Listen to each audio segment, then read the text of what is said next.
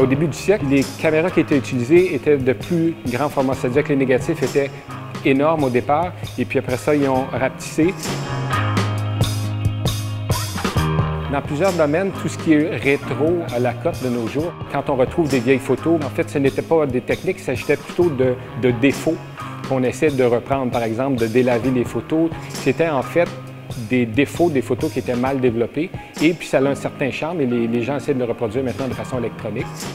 Il y a un des effets qu'on utilisait à l'époque, que j'ai retrouvé parmi les filtres qu'on voit sur le téléphone dit intelligent de nos jours, c'est le filtre Diana. Donc la Diana, c'était une petite caméra de plastique de très mauvaise qualité qui faisait des images essentiellement qui étaient à peu près nettes au centre et très floues vers les pourtours de l'objectif. C'est un petit objectif en plastique qui valait moins que rien.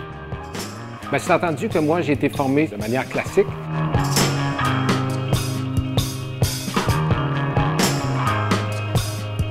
On était un peu des artisans de l'image. On acquiert des moyens qui peuvent éventuellement nous permettre d'utiliser de façon créative, si on veut, en utilisant à contresens les corrections qu'on a appris à faire. C'est un métier, c'est des techniques qu'on a dû apprendre à maîtriser.